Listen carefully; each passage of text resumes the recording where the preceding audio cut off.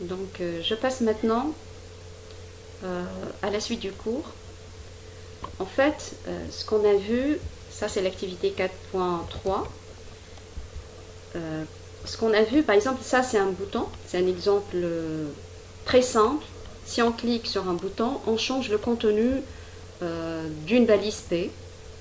Donc, pour déclencher un événement, d'habitude, qu'est-ce qu'on fait? Où est-ce qu'on met le nom de l'événement déclencheur?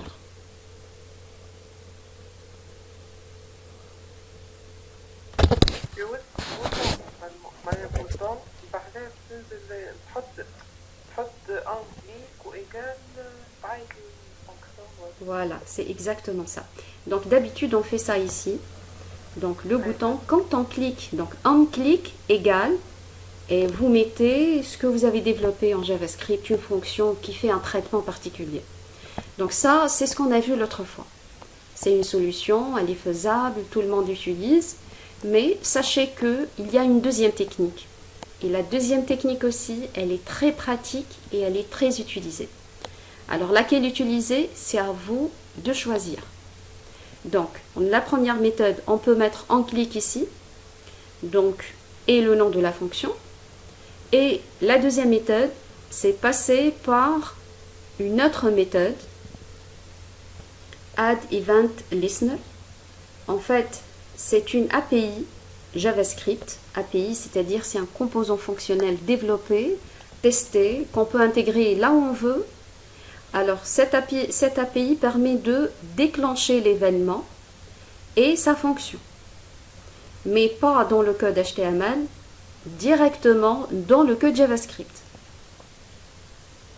Vous voyez un petit peu l'idée? Non, je parle juste de l'idée. Vous voyez l'idée?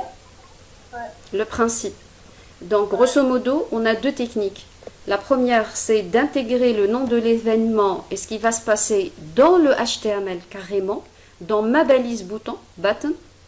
La deuxième technique consiste à faire ceci dans le JavaScript, dans mon script ou bien dans mon fichier externe. Donc, on peut dissocier carrément le HTML et le JavaScript, c'est possible. Et ceci grâce à une API qui s'appelle Event Listener. Alors maintenant, ça c'est le principe. Maintenant, le comment. Alors le comment, par exemple, ça c'est un bouton. En cliquant sur le bouton, il y a une fonction qui sera exécutée. Donc, on va charger le contenu du bouton dans une variable. Ici, on a choisi de l'appeler btn ou bouton. Et cette variable, cet objet, on va lui affecter le contenu de Document Query Selector bouton. Alors, ça c'est un type objet, donc il a toutes les propriétés, les méthodes de l'objet bouton. Ensuite, ce bouton, on va lui affecter un événement déclencheur en utilisant l'API Add Event Listener. Donc l'événement, le nom de l'événement, donc on load, click, etc. Donc il faut le mettre au début, virgule, et ici le nom de la fonction qu'on va exécuter si jamais l'événement clic est déclenché. Est-ce que vous avez compris ça? مازال ما عرفتش هاد لو فاريابل. علاش؟ علاش نعرف لي دو فاريابل؟ علاش حطيت variable? اي علاش نعرف دو فاريابل. Non, oubliez la deuxième variable, je vais vous expliquer ça après. Maintenant, je me concentre, parce que l'exercice me zèle. Donc, je me concentre sur la première variable pour vous expliquer Add Event Listener. C'est tout. Par la suite, je vais me déplacer dans CodePen et je vais vous expliquer un peu plus l'exercice. Mais pour le moment, j'aimerais bien savoir si vous avez compris un petit peu le principe.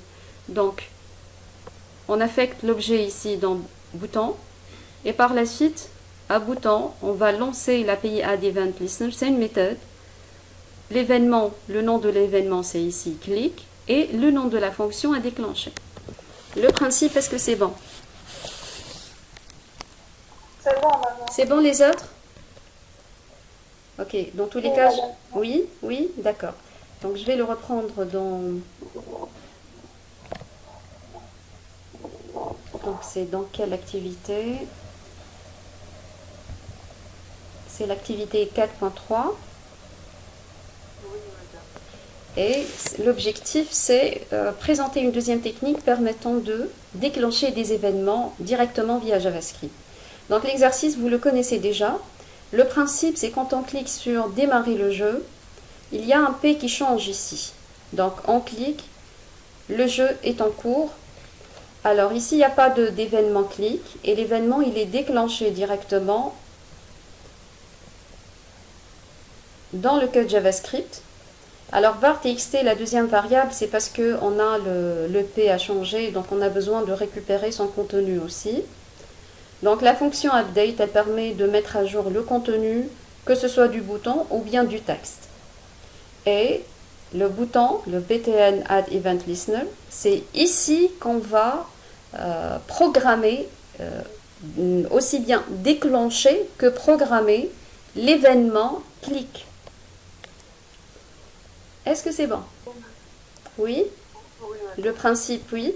Voilà, ce que je vous viens de présenter, c'est une présentation théorique. Donc là, il faut faire un petit exercice. Là où vous avez déjà un bouton avec un clic ici, prenez le même exercice, vous le modifiez et vous lancez le même événement en utilisant JavaScript. Vraiment, il faut faire une activité pratique pour assimiler tout ça. Et j'ai prévu pour vous énormément d'activités pratiques. Donc, des exemples d'utilisation de Add Event Listener. مدام Oui, madame. هني كي تنزل على البوطون يتبدل جوست كلمة اريتي ولا اونكور ما كناش نجم نحطو في هذيك دوكيمنت كويري سيلكتور بي نحطو سبان باش Span. نبدلو في الكونتوني تاع باليز سبان Oui. Ici, span.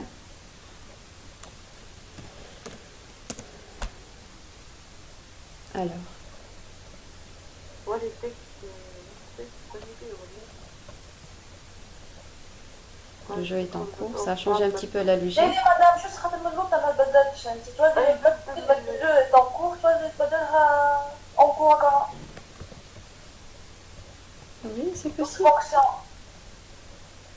Oui, c'est possible. C'est une bonne idée pour optimiser dans le nombre de chaînes de caractères. C'est ça? Oui. Oui, c'est une très bonne idée, merci. Donc, peut-être c'est ce que j'ai prévu au départ. Ensuite, j'ai travaillé sur P. Donc, c'est pour ça que j'ai mis ça en span. Oui, oui, c'est une bonne idée, merci. Oui. D'accord. Est-ce que c'est bon? Oui madame. C'est bon cette histoire de Add Event Listener? Oui madame. Oui? Oui, madame. Voilà. Donc, jusqu'à présent, vous avez un petit peu tous les outils, tout ce qu'il faut pour démarrer le codage. Avec ça seulement, et en connaissance de ces quelques objets qu'on a connus et de ces quelques extraits de code, l'objectif de toute cette partie, c'est de vous expliquer comment ça se passe. Donc, il y a des objets, il faut les connaître. Ensuite, faire quelques exemples ou quelques exercices avec ça. Le code et la référence du code, elle est disponible sur Internet. Vous pouvez exploiter tout ce que vous voulez comme code, mais il faut vraiment maîtriser ça. Alors, comment écrire du code, comment l'insérer, comment utiliser, l'insérer dans des balises HTML, comment le mettre dans un fichier JavaScript. Tout ça, c'est des connaissances préliminaires pour tout ce qui va venir après. Si vous avez maîtrisé ça, le code de tout exercice, de tout projet, vous allez voir, il est déjà sur Internet, il a été déjà fait. Donc, mais comment l'exploiter, comment l'utiliser pour faire des choses plus intéressantes, c'est ça le challenge qui reste à faire. Donc voilà, c'était ça un peu l'idée. On avance maintenant un petit peu dans le cours.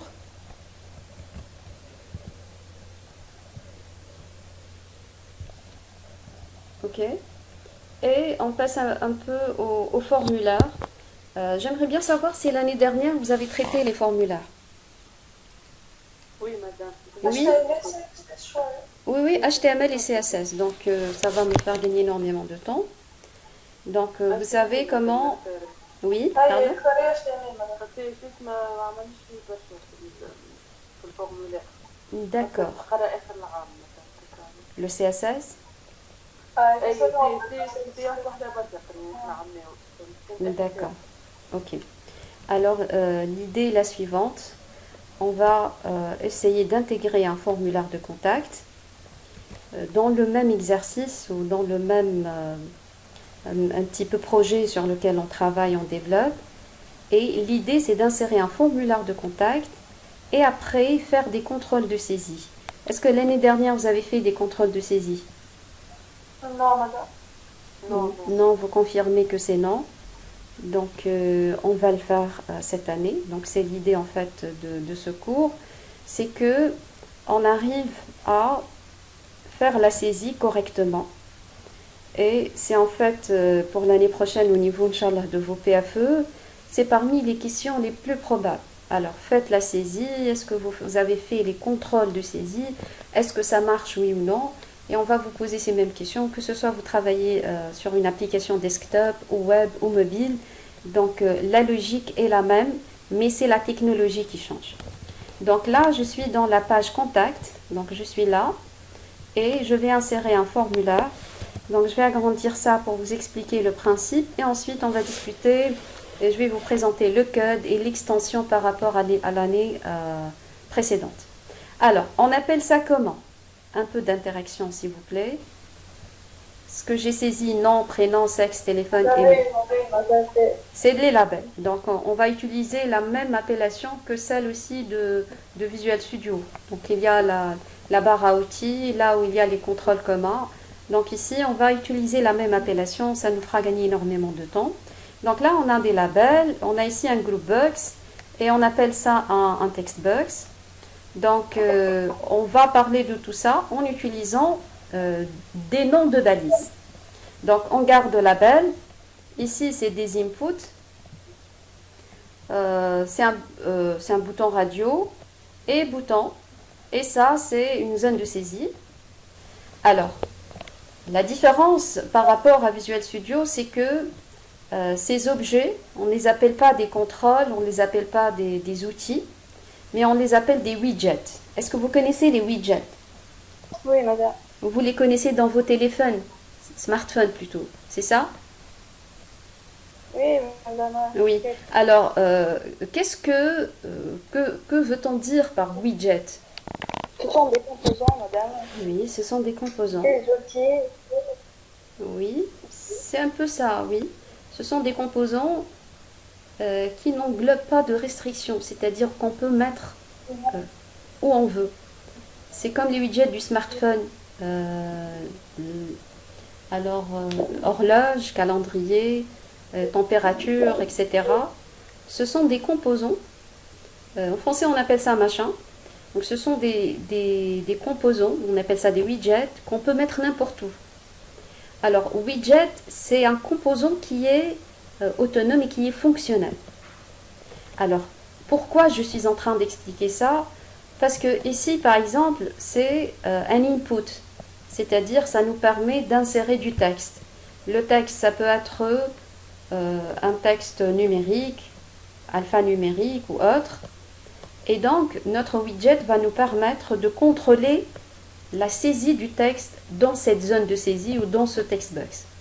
Donc, l'idée, c'est que par input, on va élaborer des contrôles de saisie. Et la bonne nouvelle, c'est que les widgets ont déjà fait les contrôles de saisie pour nous. Donc ici, généralement, on va dire pour le nom, allez, saisissez un nom, et par la suite, c'est alphanumérique.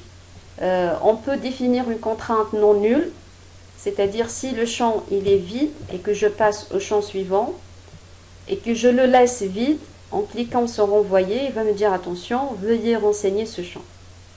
On appelle ceci un contrôle de saisie et c'est très très recommandé pour dire que votre application elle est de qualité.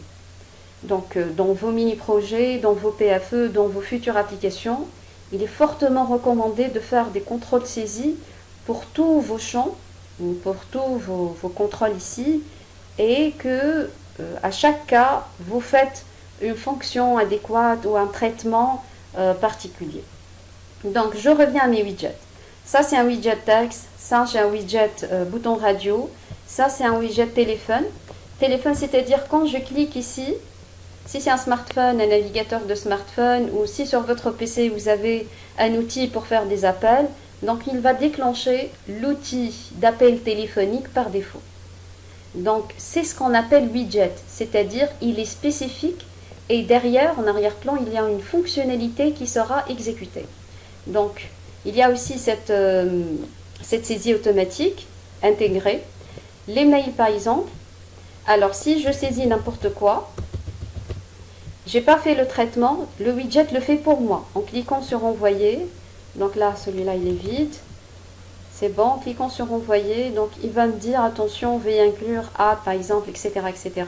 Donc, il me fait retourner vers ma case de saisie et je dois choisir quelque chose qui est dans les normes. Voilà, une fois c'est bon, tout est dans les normes. Oui, oui, Bootstrap, c'est un TP qui تخدم قبل le cours. Donc, si je suis en train de dire des choses que vous connaissez déjà, donc je peux avancer plus rapidement. Ok, allez-y. Ah, c'est pas grave. Oui, bien sûr. Alors, Bootstrap, c'est un framework HTML, CSS, JavaScript plus jQuery. Tout ceci fait de Bootstrap. معناها Bootstrap ما تنجم تتعلمه لما تكمل HTML و CSS وتقرا شوية jQuery. Ensuite, jQuery c'est un ensemble de librairies qui m'a شفنا Get Element by ID. Donc vous allez en voir d'autres objets et d'autres méthodes. C'est pas très compliqué. Donc il suffit de les connaître. Par la suite, avec quelques pratiques, vous allez comprendre à quel point c'est simple à utiliser. D'accord ? D'accord. Ok. Donc pour le moment, je continue mon explication. J'essaye de simplifier les choses, de vous expliquer vers quoi je suis en train d'aller, pourquoi j'ai intégré cet exercice. C'est pour vous expliquer que c'est très important d'intégrer dans vos applications, futures applications, ces contrôles saisis, et que chaque technologie ou chaque environnement de développement permet de faire ça à sa manière.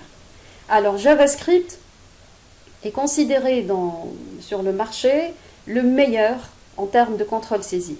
C'est-à-dire, avec un PHP, on le verra l'année prochaine, ou bien un autre langage, vous ne pouvez pas faire le site sans passer par les contrôles de saisie et donc passer par le JavaScript qui est considéré le meilleur pour faire ça. Et comment il est le meilleur? Parce qu'il intègre ce qu'on appelle des widgets, des composants qui font ça pour nous. Et vous allez voir, ça va nous faciliter les choses. Et la réalisation d'un tout petit formulaire, bon, pas tout petit, d'un formulaire dans ce sens, ça va être aussi rapide qu'avec WordPress. L'année dernière, vous avez vu le plugin Contact Form 7. C'est juste en utilisant un shortcode que vous pouvez faire ça. Mais pour l'adapter à vos besoins, il faut agir sur le code HTML, ajouter des contrôles de saisie.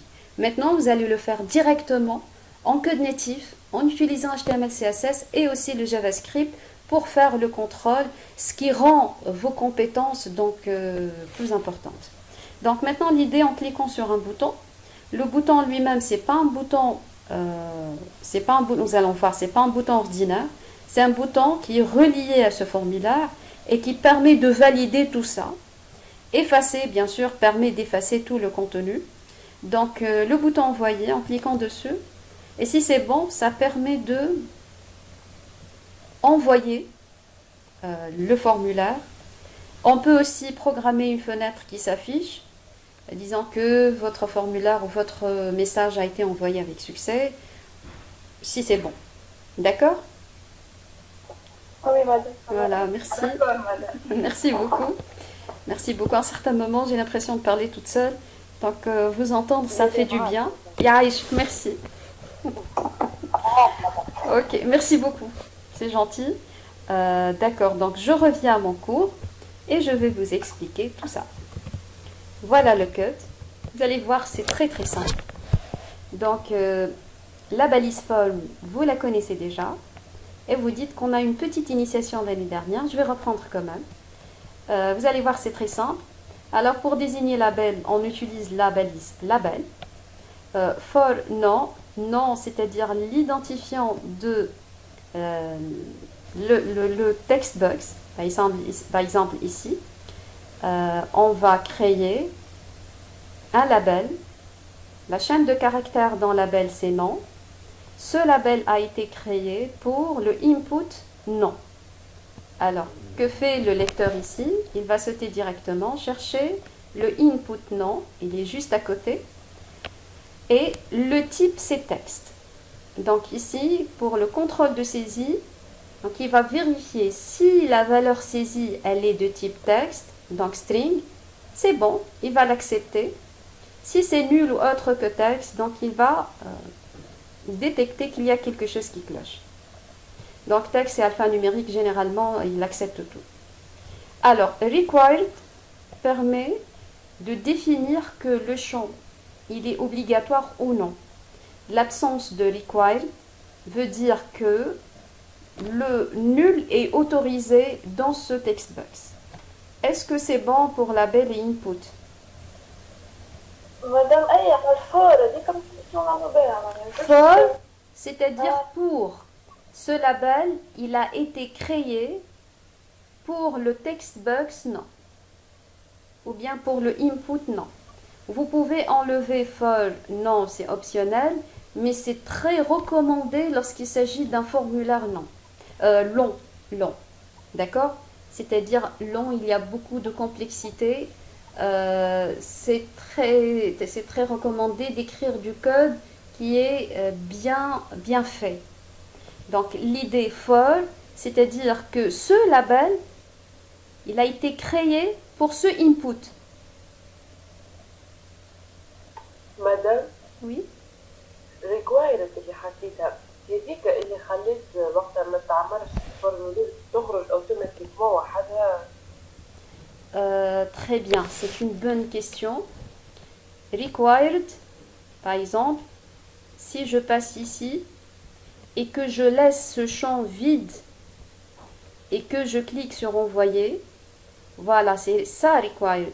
Veuillez renseigner ce champ. C'est une très bonne question, merci.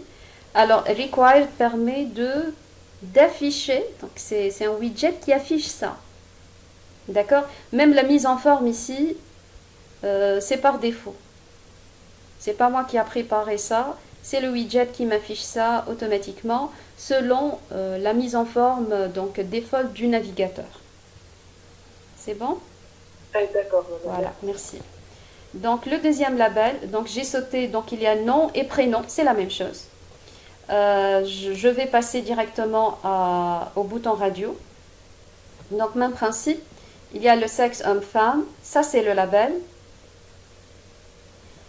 Donc il englobe deux inputs, type radio. Alors le fait de dire type radio, automatiquement, il affiche ce bouton radio.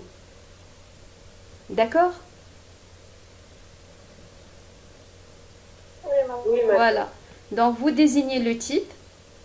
Alors peut-être la question, madame, ça c'est un bouton radio. Oui, mais il y en a d'autres, checkbox, listbox, tout ça. Donc vous avez la liste, vous connaissez déjà tout ça. Et n'hésitez pas à consulter votre référence. Moi, je vous enseigne quelques exemples. Et le reste, le code, il est accessible partout sur le web, dans des références. Vous pouvez utiliser les références du cours. Vous allez trouver des exemples détaillés, simplifiés et banalisés. Si jamais vous avez besoin d'autres widgets, comme par exemple le Jackbox, comme Listbox, Combobox ou les autres. Voilà, ça c'est dit. Voilà, madame. oui. شو مازال في الراديو معناها لازم واحد بركة تختاروا معناها هذا لو برانسيب تاع الراديو معناها تنجم تختار اوم وفام او ميم فون.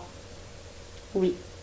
اور كو هذايا كي نكتب ناخذ الكونسول هذايا كي يبدا عندهم نايم ديفيرون ظهر لي تنجم تختار زوج او ميم فون. Ah, oui. Oui, ça c'est une bonne question. Donc normalement pour les boutons radio, on n'a pas le droit, c'est ça le principe. Sinon il va dire oh checkbox kif kif. Donc si vous avez نايم ديفيرون يولي ينجم نختار خاطر نايم ام والاخر نايم فام. معناها انا توكي باش نمشي نخدم انا ناخذ فورمولا هذاك نجم نحط ام وفام ونصوم. déjà جربها مدام. Ok. Alors, c'est possible. D'accord, alors la question était, Madame ici, vous avez utilisé des names différents. Donc, name homme pour le bouton radio homme et name femme pour le bouton radio femme. Ce qui fait que quand je clique sur homme et que je clique sur femme, donc j'ai la possibilité de faire deux choix en même temps, ce qui n'a aucun sens avec le bouton radio. Donc la remarque était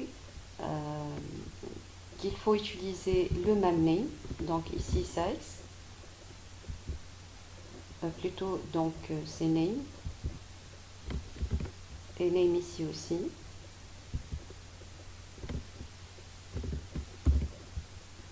Voilà. Et comme ça, on aura à choisir entre hommes et femmes. Voilà. Donc, je passe maintenant à téléphone, au widget téléphone. Alors, tout ça, tout ce que je suis en train de faire est réalisé grâce au widget téléphone. Alors, le label, c'est Fort Téléphone. Et ici, donc, le nom. Et ce qui le rend, ce qui active ceci, c'est le type. Le type tel permet donc de nous donner cette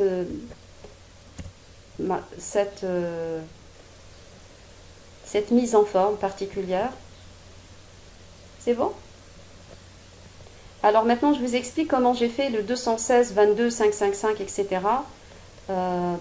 C'est juste un renseignement à l'utilisateur pour avoir une idée sur le modèle à utiliser. On appelle ça aussi un masque de saisie. Comment on va saisir le numéro. Donc là, on vous dit utiliser 216 par exemple. Ok? Madame? Oui? J'ai des questions.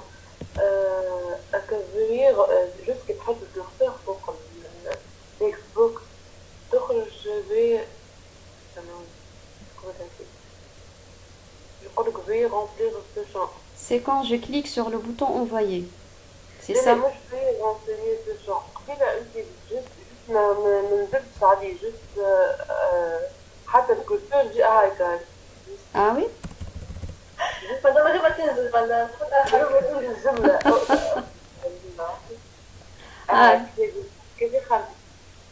Ok, on appelle ça infobulle, notez-le. D'accord? On appelle ça l'infobulle. Et l'infobulle, ça fait partie du widget. Je suis محطوط مدام في الكورسور ولا par défaut موجود. Oui, c'est le code source du widget carrément. On peut le modifier après par une fonction. Mais ça, c'est par défaut ce que nous offre notre widget. Par exemple, c'est celui-là. Donc, il y a l'infobulle. Il y a des propriétés, on peut changer ça, bien sûr. On peut changer le widget aussi. Il y a cette liste qui s'affiche. Ça fait partie du widget aussi. Ça affiche un peu ce que j'étais en train de tester. Tout ce que j'ai testé maintenant est enregistré dans une liste. Ça fait partie du widget aussi. Quand je saute, je passe ici et que je clique sur envoyer, ça aussi, ça fait partie du widget parce qu'il contrôle avec le required. Et ça, c'est le point le plus fort de JavaScript. Ces widgets de contrôle saisie, ils sont vraiment très très puissants.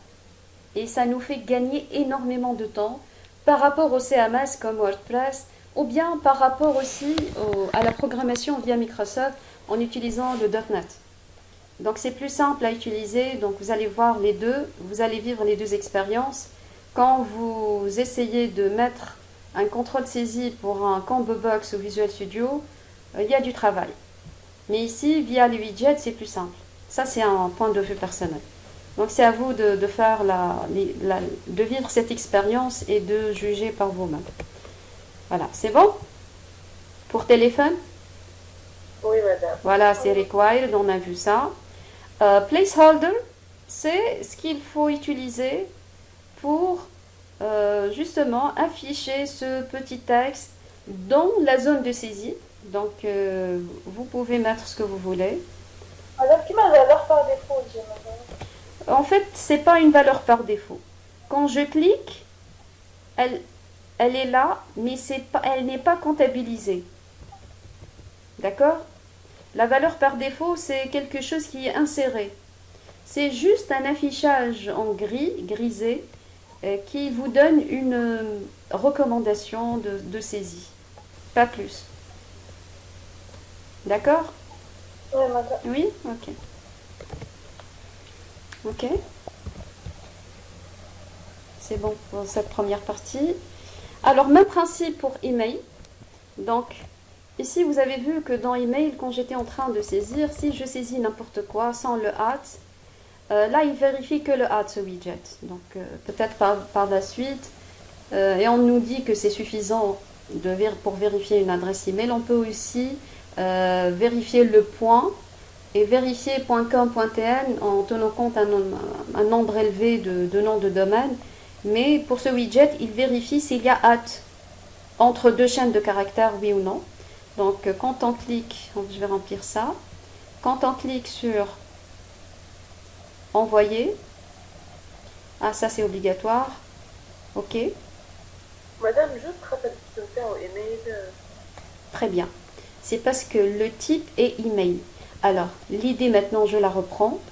Quand le type est email, il fait appel à un widget qui s'appelle email ou email.